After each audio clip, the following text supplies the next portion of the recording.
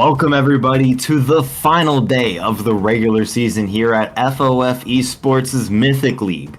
Week 7, Day 2, we're kicking off the day with HBK on the blue side, and on the red side we have SGR. My name is Whirler, and casting along with me today we have Asum, and we're here to walk you through what looks to be a nice set of matches tonight. Asum? Seem to be having some technical issues on Asum's side. This happened prior. Don't fear not, he will be back momentarily. Do Hello? we have an Asum? Yes, we have an Asum. Welcome. We do have an Asum, who is glad to see Seraphine being banned. Mere seconds we had him. I would restart Discord. All right, we're gonna run that one back in just a second. He's happy to see Seraphine banned. That is a popular pick, good flex pick. Lulu banned as well on the side of HBK. We got Nocturne and Nico banned for the side of SGR, following Victor for the side of HBK. Standard bans across the board, a lot of support focus and mid focus as well, especially with that flex pick for the Seraphine, flex pick for Nocturne, and sort of a flex pick for Nico as well. Asum. Scratch that. We'll get them back eventually, ladies and gentlemen, but we're continuing on the draft 20 seconds into the first round of picks, rather. It's going to be Tarek finishing off the bans to make it a total of 6. It's going to be Thresh locked in. Not locked in just yet, actually. No, it is locked in. That is going to be Thresh locked in for HBK. Locking in the support quite early. No openings for any sort of flex picks, which kind of leaves some gray area in terms of what their draft is going to be, because I'm gonna leave them up to very much. They're gonna be very predictable coming to this, and it's gonna be SGR Mordekaiser as their first round of picks, going into their second pick. Mordekaiser, very niche champion, I would say, in the meta right now. Don't see too much of him. At least I haven't, so can't really speak for anything else, especially in the competitive meta. Don't really see this champ too often, but he's going to be taking some people to the Shadow Realm today. It's going to be Leona locked in to solidify a support v support matchup. It's going to be Jax hovered on the side of HBK. Kind of gives them a little more telling of what their comp is going to be. I wouldn't suggest an early Jax, but you never know. Maybe they can pull it off. Maybe Hyatt has some hidden technology that we haven't seen before. Don't see Jax too much anyway, so it's always nice to see him around the block, picking up lampposts and kicking butt. It's going to be the third pick coming out for HBK. See what they round out their first round of picks with. Got 8 seconds on that. You're not going to be too much left open here in terms of surprise. It is going to be the Gragas locked in. That is, honestly, you could either put that in the support or the jungle, so it's not going to be too predictable. Or unpredictable, I would say. For the final pick for SGR, they're locking that in about 10 seconds. They're going to round it out with a Kaisa locking in their bot lane. Gragas jungle, Jax top, Thresh support. I think it's all in the books already. Only other place that Gragas could go is mid. It's a little bit niche if you ask me, but can't be too bad, especially if you can pull it off. It's going to be Zed banned for SGR. Calling out H-Block with the Zed pick. It's a very, very spicy ban if you ask me. There's been a lot of Zed respects thrown out in this tournament I've seen. Not too often you see this champion anymore either. We have Asum back. I hear an Asum. Do you hear me? You are on the wrong mic, but I do hear you. You are here. Well, I'll try to fix that. Be right back. But yeah, I think I just saw the Jax pick and things went very poorly from there. Alrighty, it's good to have you back on the set. We got Volibear and Yasuo knocked off for HBK. Tristana finishing off the bans for SGR. Into the first pick of the second round of picks. What is the red team gonna? What is SGR gonna do to solidify their comp? Who knows? The only really telling thing is their bot lane, as opposed to HBK, who really have a telltale as their draft so far. Not too much going on in the spicy draft. It's just a casual draft you have here. We got Annie locked in for the mid lane pick for SGR. HBK gonna match that. I honestly, we've seen a bit of Annie in this tournament, and it's it's weird seeing that champion played, but here we are with answered by the Echo actually. So that actually has some flexibility to it. Gragas and Echo, it could go either way. Asum, you returned? Not quite. Ah, so unfortunate. Hopefully he'll be back soon. Won't be too long, as we do have Ezreal locked in for HBK's final draft. Really, the only sort of flexibility we're seeing here is the Gragas and Echo, and I'm kind of interested to see where they play that out. Any sort of background knowledge on that, if players are more comfortable on one or another, I do not All right, know. I think we're back. Yes, you are, and this is perfect timing if you want to break down some of these team comps for me. Yeah, I'm a little concerned with HBK picking Jax again, as I mentioned. We saw them pick it against Udyr, and they didn't really seem to know how to play the win condition of the actual split push, instead opting for 5v5s where the Jax couldn't really do anything and just dying over and over. So we'll see if they can execute on that a little bit better this time with the comp that's definitely meant for that 4-1 once again. On the other hand, SGR is going a little crazy. I don't really know where these lanes are going. There's a lot of options here for them. They picked up Lucian and Kai'Sa, assuming that's probably going to be Kai'Sa bot lane and Lucian in a solo lane. But that leaves a kind of weird toss-up for Annie and Mordekaiser. It's to be Annie jungle, could be Mord jungle, could even be Kai'Sa jungle, which I think might even be the best of the three, but I don't expect to see it here. So we'll see what Demon Lord's going for. I think probably Annie jungle or Mord jungle here. But yeah, some spicy stuff coming out of both sides. I would have to agree.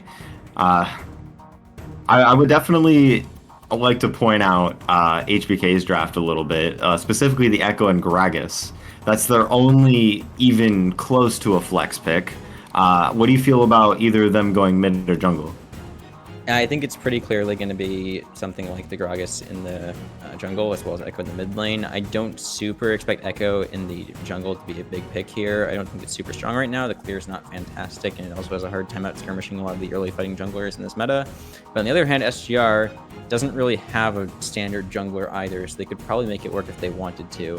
There's some other crazy stuff they could do. Putting Jax jungle isn't that awful, and putting Gragas top, but again, I don't expect many top laners in this tournament to be playing Gragas, so the most likely situation is probably going to be Jax top lane, Gragas in the jungle, and Echo in the mid lane, especially considering they held the Echo pick for so long, trying to get into a counter pick or something. Mm-hmm. And on the topic of the respect bans for Zed, how do you feel about it in this game? Do you feel like H Block deserved the Zed ban this time around? No, Zed is good, but no one in this league has actually demonstrated the ability to play that champion at a high enough level to make it ban-worthy, in my opinion. I think it requires a very high level of execution to make it work, and even though it can be very, very strong, especially right now with the current itemization for Zed being so overpowered, I just don't think anyone can actually execute the pick well enough to make it ban-worthy, especially into something like an Annie. If you're expecting to pick that, especially with Leona as well, there's just so many ways to lock down the Zed, and it's such an awful lane for him to put the Annie mid lane, so I don't really see a good reason for it.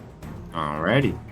And with that, I believe we are ready for game one of the night. HBK on the blue side, once again, SGR on the red side. It's actually going to be Lucian top with the Mordekaiser jungle, starting with SGR. We got Annie in the mid lane, Kai'Sa in the bot lane with the Leona.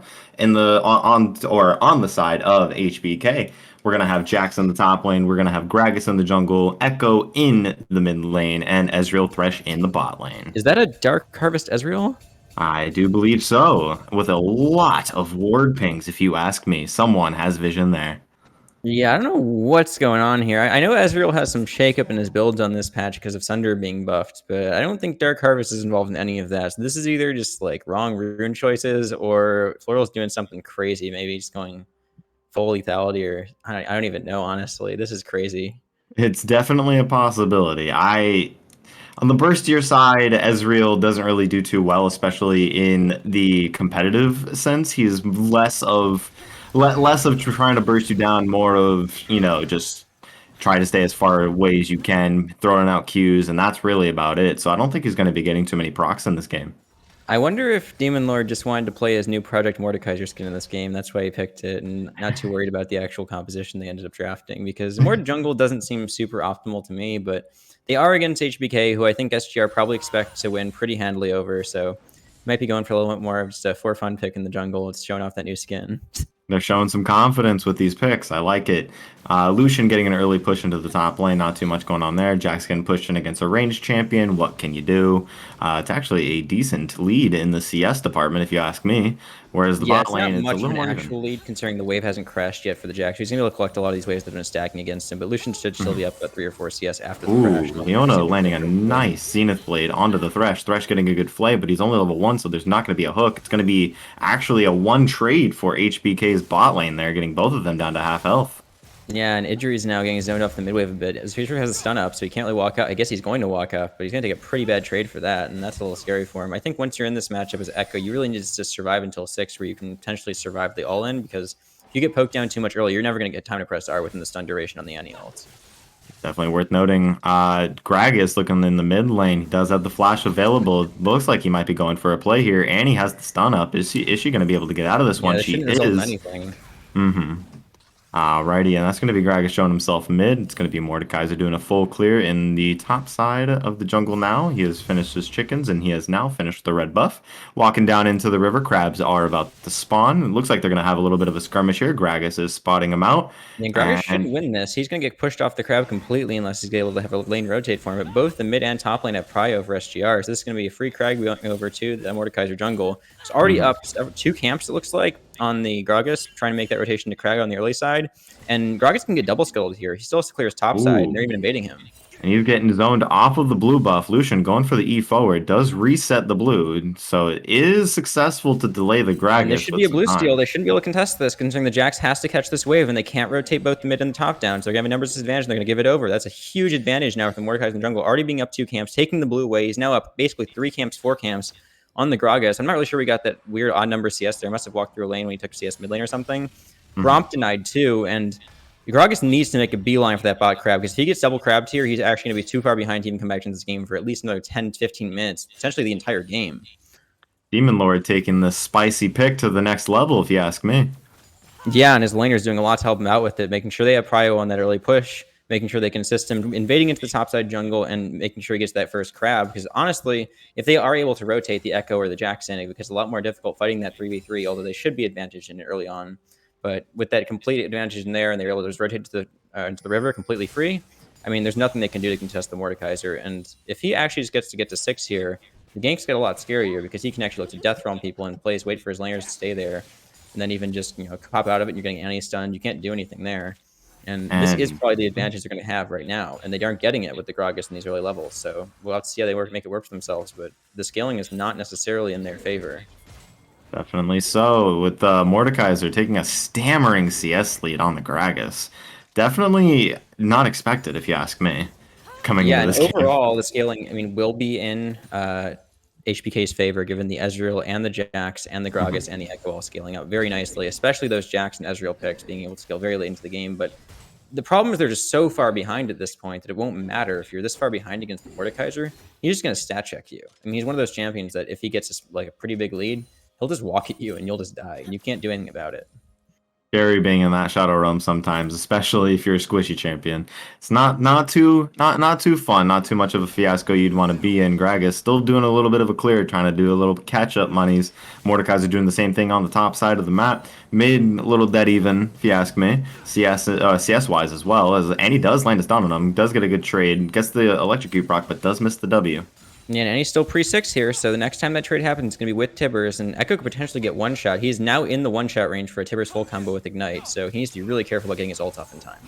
And a good stun out from the Annie. It's going to be enough to block some of the damage with the Echo Shield. Getting the Ignite onto Annie, it's not going to be enough to take her down. It's going to be a trade of summoner spells, and that is about it.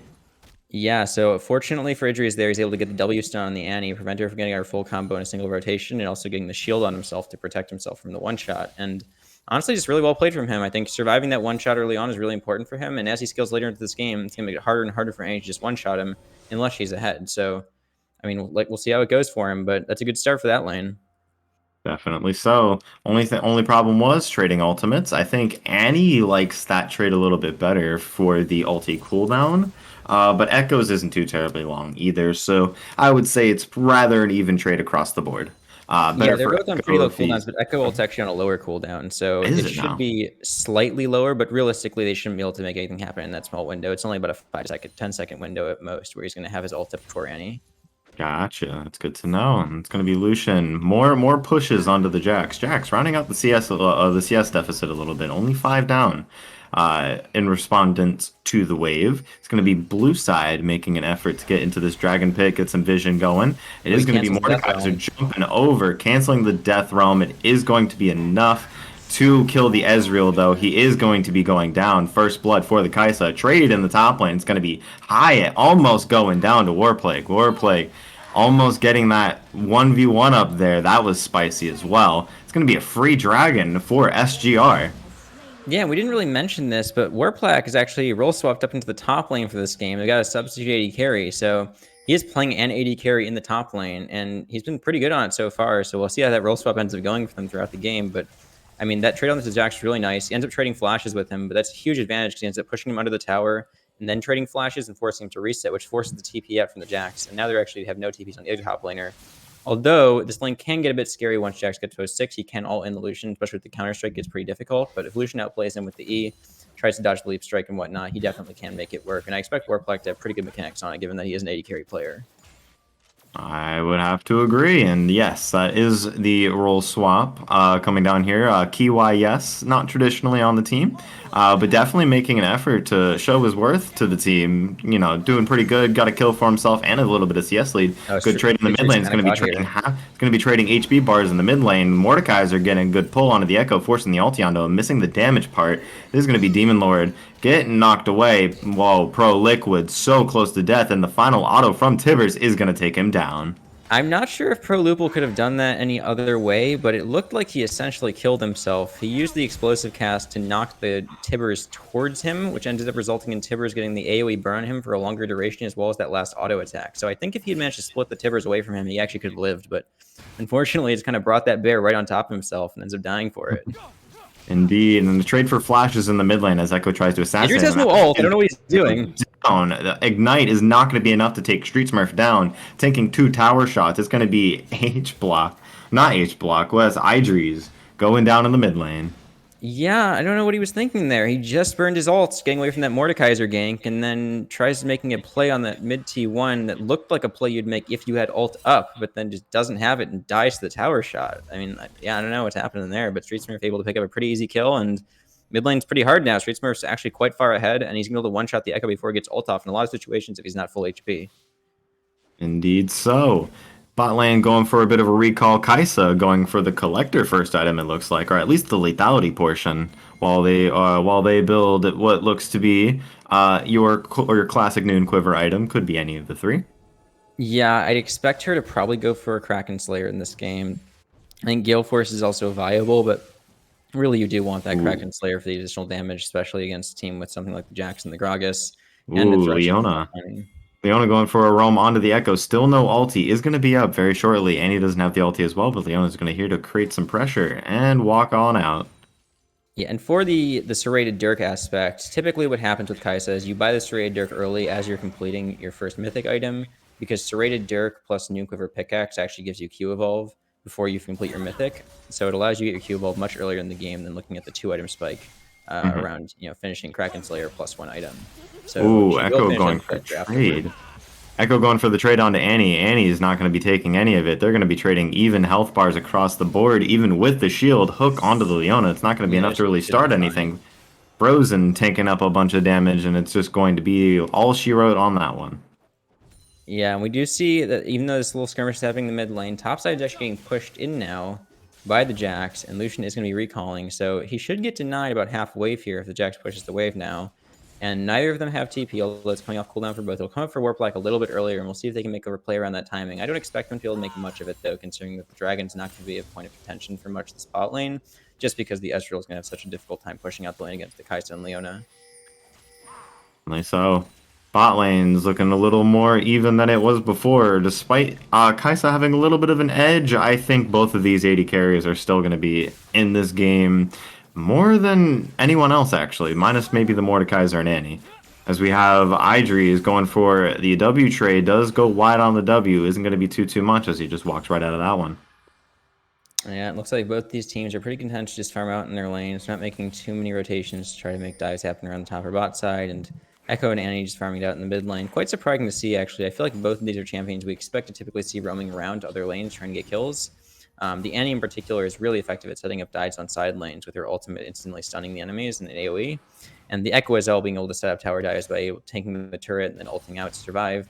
Allowing his teammates to get a lot of damage off under turrets. But neither of them have really done much outside of their lane. I don't know if that's just a product of the fact they've been skirmishing with each other so much, or just that their lanes haven't really been positioned for them to roam. But I at least think they could have made more out of it with these picks in the game.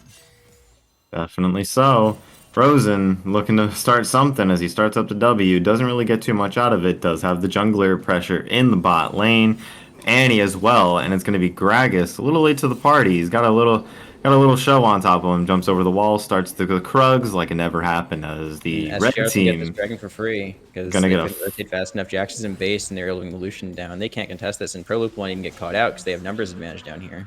Yes, indeed. And it's going to be all 5 of them in the bot lane. Infernal Drake is picked up. It's going to be a 3-0 lead for SGR with 2 dragons. One of them being an Infernal. It's going to be Cloud Soul this game, and it's going to be Lucian picking up this red buff. Jax isn't here. This is a bad fight for HBK. Gragas is going to be going over the wall, doing a little bit of damage over there, but it's not going to be enough. He's going to be going down. Mordekaiser who's going to flash over the wall. It's going to be Kaisa doing some damage over in the top, but it's not going to be too much. As in the bottom side, it's going to be Lucian popping the ulti onto Thresh. Thresh going to be going down himself. Echo's coming in for a last resort, but he's going to get one shot. It's going to be Hyatt doing a stun on Warplague. Warplague's not going to really take too much damage from it. What are they doing? Jax is going to be going down as well. That is a 4-for-1 trade.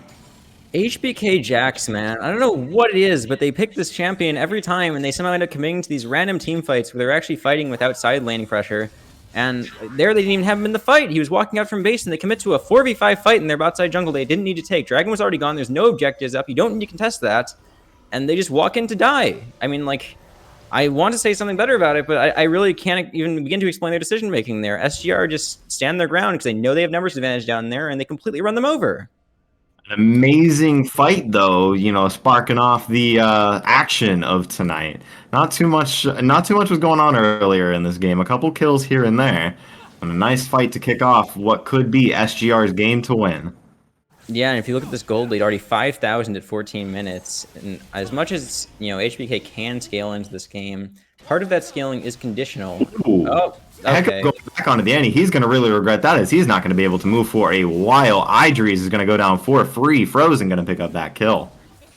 Just incredibly over-aggressive play from Idris there. Straight Smurf had the stun up again pretty soon after, and he's able to get it up pretty easily. Ooh. Inversely in the top lane, it's going to be Warplague in some trouble. He's getting ganked up here. Oh! Liquid, oh my god, taking so much damage. Has to pop the explosive casket in order to get... He might get caught now. It's going to be Frozen popping the ulti on Pro Liquid. Pro Liquid's almost going to get out alive, almost getting hit with that Zenith Blade, but it will be him getting out with his life. Yeah, so thankfully Pro Loop is able to get out there, and they do pick up the kill on Warplague, although Warplague made it pretty damn close. He actually almost killed Pro Loop there. I think if he had managed to dodge probably one more skill shot, probably get out of the cask somehow, he could have definitely done it, but unfortunately can't quite make the outplay happen, and they are able to pick up one kill, but I don't think it's enough. No solar flare. Leona's looking to help out Demon Lord with this dead here. Oh my god, Leona's going to be taking up 1-2 tower shots, and it's going to be Mordekaiser taking up the rest. Warplague has TP'd in, taking more tower shots. He's not dead quite yet, ladies and gentlemen. H-Block's in the fray now. He's flaying, and he's praying. It's going to be H-Block. They both decided to die now, so that's happening. It's so close. Everyone's 1 HP. Warplague's taking up the tower. Thresh going to hook up the kill.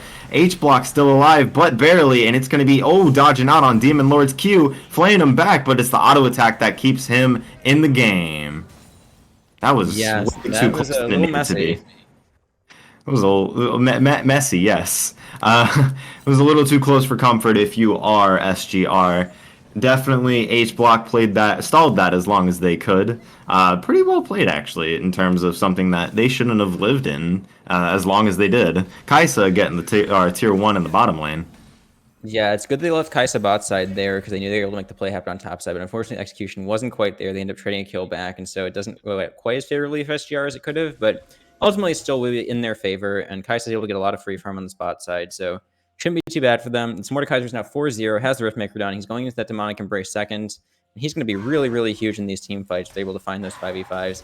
Although, honestly, with this kind of lead, they could even match the side lane if the Jax opts into that. Although, Again, HBK, I don't know what the deal is, but they just never seem to be using this Jax in the 4-1 that they would expect him to be in. Instead, just opting to take him in these team fights, which, yeah, I don't know. It doesn't seem optimal for the pick. But Warplake, oblivious to what's in that bush. Idree's coming out for the one shot. He's gonna have to ulti back because he is not going to win those. Press the attack and the full combo, almost taking him very low HP, forcing the ulti out of him. Getting the ignite. Warplake is going to heal up off of this wave a little bit. I don't know if Idris can go for this dive if he is going to. He should not do this. There's no way he ever wins this under tower. Warplek will always be able to E out of the W stun before he's able to pop off on him, and he's already too far ahead at this point to even just reasonably contest him, even if they're in melee range. Ezreal might be in trouble easily. That was a great predict. Solar Flare. Oh my god. Great placed Solar Flare coming out from Frozen. You know, that I cannot believe that. That was amazing. Yeah, that was a really, really nice prediction on the Solar Flare from Leona there, and I mean, that's a pretty big kill from the guy on the bot side, unless dies. The flash E from Pro Liquid is gonna, or from Pro Lupul rather, is going to be enough to take down Warplak again. Warplak in this top lane is all of his 3 graveyards, so definitely not looking too much like home for the Lucian today. So, I mean, it looks like they're looking to trade the top T1 for the T2, but neither of them are actually going to have the damage to take it down. Meanwhile, they just get the Dragon for free, and this puts them to Soul Point. And SGR at this point can literally sit around the map and do nothing for 5 minutes, and just set up vision around this Dragon and force the team fight around Soul. And I don't think there's any reason why HBK can win the team fight at Soul, honestly. In the next 5 minutes, they'll have no way to get back into the game enough to contest these Fed carries on the side of SGR, with the Mordekaiser being 4-0, Annie being 3-1, and Kaisa being 1-0 and 3 with the Kraken Slayer completed, Soraya Dirk as well. I mean, like, they're just so far behind in this game. I think that the only hope they have is some kind of crazy Dragon steal, and they need to play for the other side of the map with the Jack splitting at the same time instead of committing to team fight at Soul. H blocks on the wrong block. He's going to get one shot by the Annie, and he's going to be taken down. Ezreal looking to Floral, what are you doing? Floral getting some poke damage onto the Annie. Annie not thinking too much of it. She's just going to walk out of that with her life. Echoes off to the side, deciding whether or not he wants to go in there. Poor Lupul going to do some wardage, as they do pick up the Rift Herald in the top lane. Oh, he's going to force a flash. Is going to take some damage here. Does get the stun onto Gragas. Gragas is going to go down. Though. He's just going to clean this up. Warplak is going to take him down. Echo is going to ulti back, but it's going to be into a Leona, and it's not going to be enough to get out of that one. It is going to be 1 kill for them, but they lose 2. In the top lane, they are going to take down the tier 1, and it looks like they're going to threaten the tier 2 in the bottom lane. Yeah, I mean, and the lead continues to just grow and grow for SGR here off of these kind of random skirmishes that really shouldn't be happening around the map. There's really nothing up for them to take. There's, 3 minutes on Dragon. Baron's not even up yet. It's going to be up in 10 seconds, but I don't know why HBK is even opting into these fights or pushing the side lanes out in the way they're doing. They should really just group as 4 and let the Jax try to split. Even though he's pretty far behind, he should still be able to contest the Lucian if he plays correctly. And I don't know. I think that at this point, a game's pretty doomed for HBK. But again, all I want to see from them right now is don't commit 5 people to Soul Point. It's only Cloud Soul. Well, it is pretty scary on the Annie and on stuff like the Leona. Ultimately, it is survivable. You can still win through Cloud Soul. You do outscale in a lot of respects. And if they commit to split pushing pressure on the Jax in the top lane, well, they can test the Soul with just their jungler and put the other 3 mid or something to take down that mid T1. They can find some advantages here. And Leona is going to land a stun on Pro Lupul. Lupul's in a bit of a scenario right now. Going to take up the stun, and ulti W is going to be enough to take him out. Yeah, Annie's pretty fed. I feel like we've seen a couple of fed Annies recently in FOF. I remember the last one being Vambiant on the Annie, playing against, I believe it was RLS, just completely annihilating them. And this one looks pretty similar. She is at a point where pretty much anyone on the enemy team will get one shot by her full combo. Even without ult, she can probably one-shot some of these squishies. And on the other hand, this one-shot Ezreal build really not doing the... Echo ulting back on Warplak. Warplak bringing up the damage. Solar Flare coming out as well with Annie. Is going to be enough to take them both down. Into it, but I don't think they should. I think they should try not to take up inhib here because it will just funnel golden XP into their laners, and there's no realistic way they can end the game through top here unless they randomly die. Popping out the stopwatch for the Gragas. Gragas going to fight back. They are going to be surrendering this one. That is going to be SGR taking this game. I've never seen that one before. Hello. Yeah. That's new. I guess they just FF'd. I mean, I don't think it was winnable. I think SGR should win every single time from that position, but still, to see them just FF with a scaling composition where if SGR messes up and you can actually make something happen around the map, like, I'm kind of blown away at that one. I think that, you know, their composition actually has potential to find those cheating kind of ways to win the game with Jack split pushing into the base on the objectives, but they just didn't want to even try for it. They did not want to try. They said it's the last day. They said we're out of here. Ladies and gentlemen, that's going to wrap up game number 1. As we go into the stats and see this amazing damage from Lucian and Annie. Those are some amazing fights, and both of them shined in those, along with the tankiness from Mordekaiser. I mean, come on. Those fights were awesome if you're SGR. Yeah, Warplax positioning the side lanes definitely showing a little bit of that, you know, not quite comfortable as a top laner, I think, getting caught out a couple of times by the Gragas running up into him, but ultimately his mechanics on Lucian were pretty nice, and he played really well this game, I think, all together. He was able to clean up a lot of fights that his teammates were caught out on, did just so much damage, and with him and Street Smurf, they just got melted so quickly that, like, Echo R was basically irrelevant, Gragas was never tanky, and Jax just felt like he was completely irrelevant. Oh, man, I would kind of like to see... I kind of want to. I wish I could. You know. I mean, I guess we all have it in our heads what we know HBK is thinking right now. But with such a, like you said, a decent scaling comp, I'd like to see why they gave up so hard. That is going to be the ending of the first game of the day. SGR taking HBK by storm and locking in. I would assume to be. A higher position. I have to check back on that. Yeah, so they won't actually lock in second with this. They are now contesting second. This means that they're not, Udyr is not locked in for second yet, and Udyr needs to win their game against RLS in our third game of the day today to actually lock in second for themselves. Thank you for that. Game, they could be stuck in a tiebreaker situation with SGR, I believe. Thank you so much for that. And with that, that is going to conclude game number 1. SGR taking second place, potentially, as we see in the game versus Udyr versus RLS. We'll see what tiebreakers align in this series tonight. Stay tuned for a word from our winners, and we will see you guys very soon.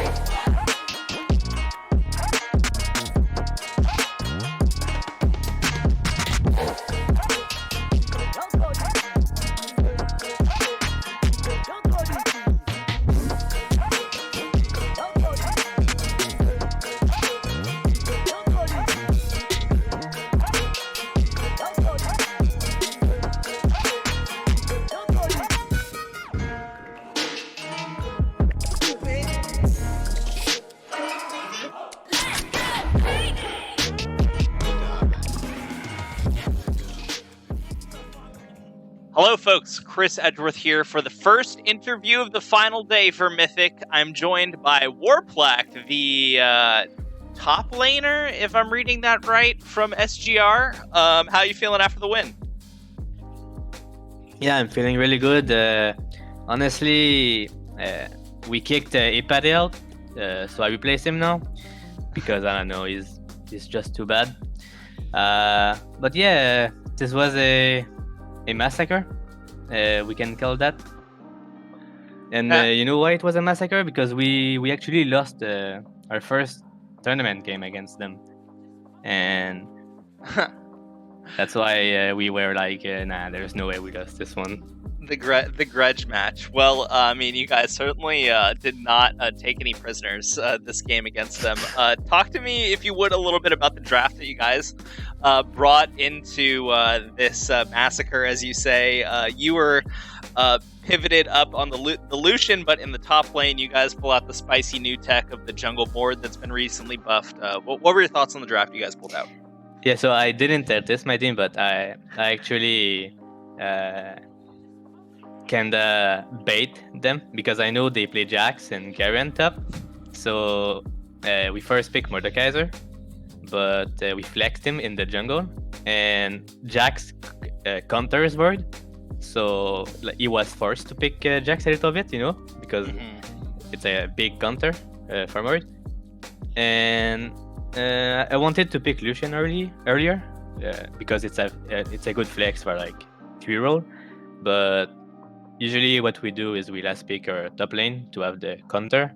So yeah, honestly, I didn't want to go one of my because I play top laner champ sometimes, but I just felt like as an ADC main, I just feel more comfortable on an ADC, and I know that Lucian wins the early game really hard against Jax, so I can just like pressure the jungle, help my Mordekaiser to invade and stuff like that. Honestly, I was more a team player for this game. And as you say, as an AD player, if you're gonna play in another lane, you might as well play a champion that you've already played a ton in your own lane. So let me ask you a little bit about your experience on Lucian as a champ, just your thoughts on him as a champion, and if you have any thoughts on him specifically in the transition to Season 11. I actually used to main Lucian back in Season 6, I think. It was Caitlyn and then Lucian. But since the new item, I really feel like his burst has increased a lot more, and they gave him a dash with Gale first. So, and with quick blades, you can do a lot of plays with a million dashes. But ever since they reduced his Q radius, you can't really poke anymore like you used to back in the day. So I still like the old Lucian, but with the new items, I think it's actually almost it feels still good to play him, because I think it's one of the champions that you have a lot of flexibility with. You can make plays. You can just sit behind if you want. You can do basically what you want. If you want to go in or not go in. But honestly, I just think that he's kinda OP. Honestly, his kit is just really good with Gale first. Yeah, giving him people always talk about how Gale Force is, oh, it's so crazy. Jhin has a dash now, like, oh, it's so broken. It's like, what about Lucian, who already has a dash? Now he has a dash for the shotgun attached to it that he can use to increase his burst. Yeah, at the start of the season, like people didn't think about Gale first at all on him because that reason, like he had really had a dash. Like, what would another dash do to him? But after like a few months, people realized that it's actually really good. So yeah, it just takes time for people to realize. The damage they buffed the damage on it too. It's like it just made it so irresistible to him. Yeah, the execute is really good because Lucian has no range compared to Jinx or Tristana and Caitlyn.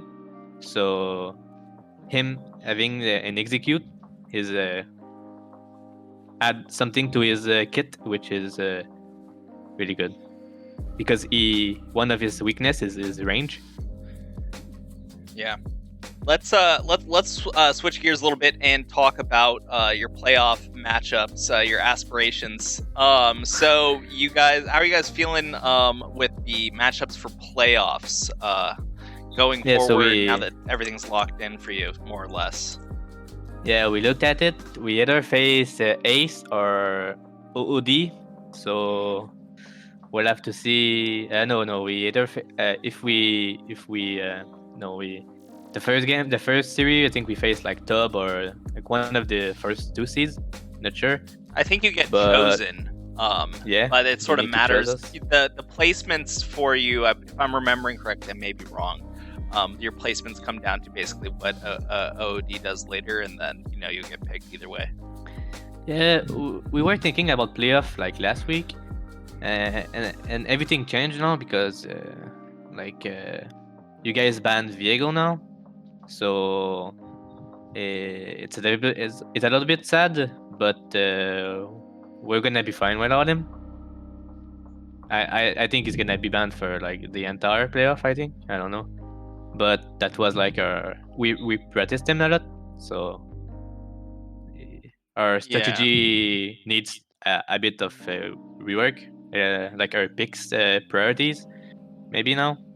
So other than that, when we will when everything is gonna be confirmed during the break week, probably we will like make sure we know which team we play and make sure and also the best of 3 format and best of 5. I think it's in our favor because we're all cool with each other, so like everyone can boost others' morale easily if they're tilted or so yeah, I think having like a best of 3 and best of 5 instead of one game is an advantage for us.